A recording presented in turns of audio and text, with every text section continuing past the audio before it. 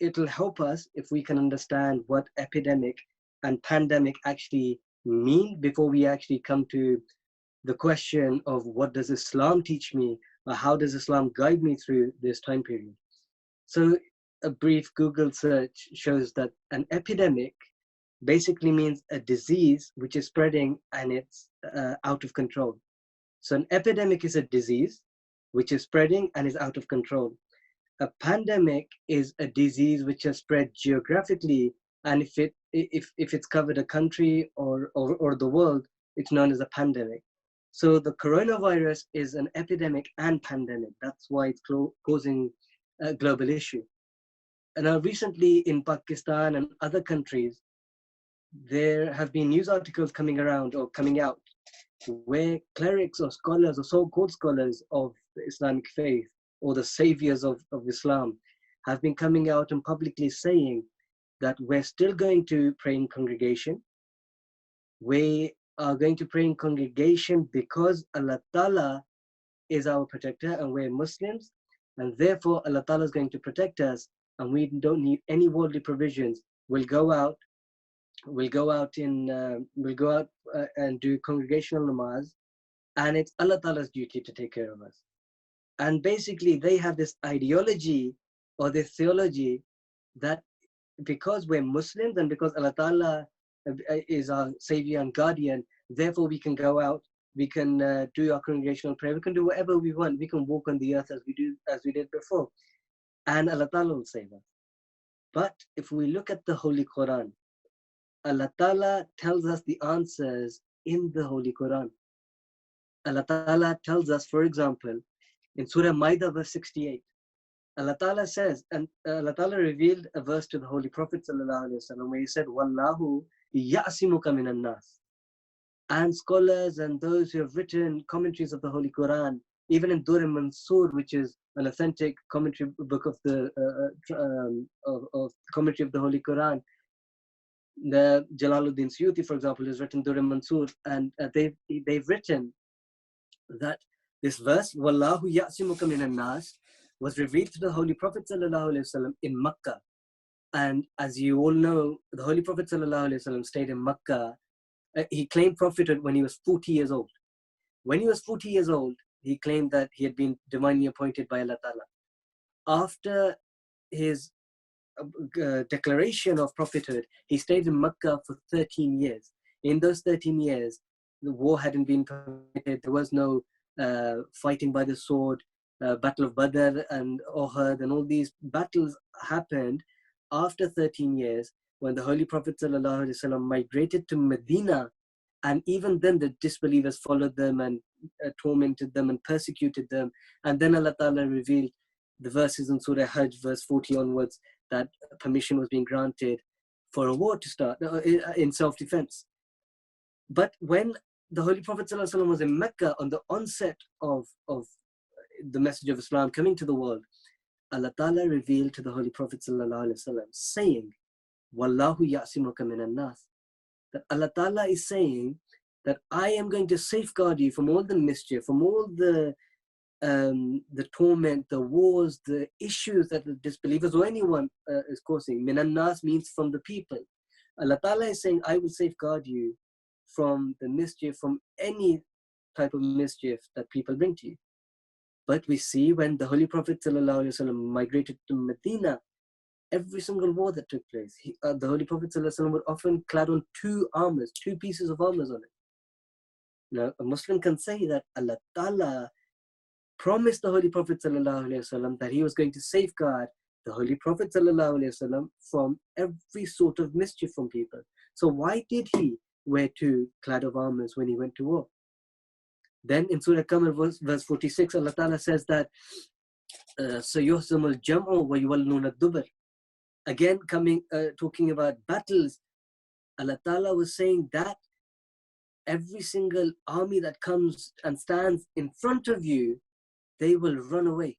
And they will run away in such a way that that they will turn their backs around and they will run away like someone who's scared. And Allah Ta'ala is basically in a way saying that Muslims, whenever you go to war, whenever you have a war, I promise you that I'll grant you, Allah Ta'ala is saying that I'll grant you victory in such a way that those disbelievers, those armies that come to fight you, they will run away with their backs, and that's how scared they will be. But on the other instant, Allah Ta'ala also says, addressing the believers, that وَإِدُّوا لَهُمْ مَسْتَطَعْتُم مِّن قُوَّةٍ وَمِن رِبَاطِ الْخَيْلِ, that prepare from them out of your might and by in Urdu you say कि अपने घोड़ों को हदों पर बांधो, as in make sure that you're prepared in every instant. And then there's another verse in the Holy Quran in Surah Hud verse 7. Allah Ta'ala says وَمَا مِن دَابَّةٍ فِي الْأَرْضِ إِلَّا عَلَى اللَّهِ رِزْقُهَا. Allah Ta'ala is saying that there isn't any creature on this earth that I am not responsible for his provision or their provision. Allah Ta'ala effectively is saying that every single living being that there is on this earth, I make sure of its provision. So I am responsible for its provision. But if, according to these clerics who are saying that Allah Ta'ala will take care of us because he's promised to take care of us, if they read this verse that Allah Ta'ala takes care of everyone's provision, every living being in this provision, every living being on this earth, their provision, why do we go out to work? Why do we feel the need that we need to go out to work to earn an income and a sustainable income to run our houses? Why do birds go out in the morning looking for their food and return to their houses in the evening? If Allah Ta'ala, if this verse meant that we don't need to do anything worldly, we don't need to apply any worldly provision.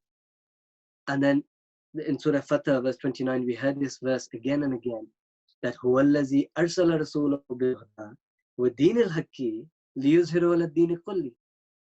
That Allah Ta'ala is saying that in this verse in Surah Fatah, that it is He who has sent His Prophet with hidayat, with guidance, and with the right faith, so that it can become triumphant over all other religions. And then Allah Ta'ala in Surah Saf verse 9 says, وَاللَّهُ مُتِمُّ نُورِهِ وَلَوْ كَرِهَ الْكَافِرُونَ. That Allah Ta'ala is going to fulfill His light. His light is going to come into fulfillment. Light meaning religion, the Holy Prophet ﷺ, the Promised Messiah, Jamaat Ahmadiyya. And he says, وَلَوْ كَرِهَ الْكَافِرُونَ, regardless of how much the disbelievers hate it. Now, if someone by these two verses was to think that, okay, Allah Ta'ala's promised that He's going to make the religion of Islam triumphant over all other religion, therefore we don't need to do any tabligh, we don't need to go out, we don't need to do any khidmat al-khalq work, we don't need to work with our neighbors or any initiatives that we have, then that such a person misunderstands the message, the true message of Islam. And just to finish off, one last verse from the Holy Quran, and I'll come to a conclusion of why I've been mentioning all these verses. Allah Ta'ala in Surah Hijr verse 10 says, Inna nahnu nazzalna zikra wa inna lahu lahafizun. That Allah Ta'ala is saying that surely I have sent down this great exaltation, this Quran, and I will make sure that I am His guardian. I'll make sure that even if someone wants to tamper even a single word of the Holy Quran, they won't be able to. And now, in seeing this verse, reading this verse, all the Huffaz in the world can cry out and say that why were we made to memorize the Holy Quran, when Allah Ta'ala is saying Himself that He'll make sure that the Quran is in its pristine form and will never change. And the simple answer is that Allah Ta'ala makes a promise. That promise will stay formidable, there's no doubt about it. But Allah Ta'ala also allows us to take worldly provision. And in Noah's Ark, in Kashti-e-Nuh, in the English rendering on page 20, the Promised Messiah alludes to this as well, where he said that I don't stop my Jamaat from taking part in worldly provision. They should see what worldly provisions they can take and acquire, and they should, if to fulfill a prophecy, to fulfill something that Allah Ta'ala has said, if worldly provision can be acquired, they should. But the Prophet ﷺ says that a person shouldn't just rely on worldly provisions, because that's akin to shirk. It should be using worldly provision, using your effort and prayers, and then having tawakkul on Allah. These three, when they come together, they construct rather the true essence and understanding of what tawakkul actually is. And there's a story basically. Once a companion of the Holy Prophet sallallahu alaihi wasallam came to the Prophet's mosque, to Masjid al-Nabawi sallallahu alaihi wasallam, and when he came, he was coming on a camel, and when he came near to the mosque, he got off the camel, and he said he didn't tie the camel to any place, as in he left the camel free to do whatever the camel wanted. And he went inside and he met the Holy Prophet sallallahu alaihi wasallam. And when he came out to go back, he started to look around when he came outside of the mosque, and he noticed that his camel had disappeared. And he came back to the Holy Prophet sallallahu alaihi wasallam, and he complained. He said that when I came to meet you, I got off my camel and I left the camel in the trust of Allah, that Allah Ta'ala will take care of the camel in my absence. And to him, the Holy Prophet ﷺ said that tie your camel first and then place your trust upon Allah. And the Holy Prophet ﷺ was teaching that worldly provisions are important. You can't deny or reject or not focus on them. And to have this a wrong understanding of trust, that trust upon Allah, tawakkal ala Allah, means that we should just blindly just believe in God, and that's it. Comes to a story comes to mind. One of my family members was recently telling me that there was this video that was circulating, that there was a man who called himself or understood himself to be religious, and he caught a really bad flu. And when he was suffering from this really, really bad flu, a person came and knocked on his door. And he said that when this man who had flu, this religious man, opened the door, the person who was standing on the other side said that there is a disease that's going to be that is going to affect this particular region, and everyone is being advised to leave this place. So please pack your things and try moving out as soon as you can. And the religious person said, no, I'm a believer. I believe in Allah. Allah Ta'ala is going to take care of me. I'm going to stay here, and I'm going to get through this disease, and it's not going to touch me. It's not going to affect me. And a couple of days afterwards, his flu got really, really bad.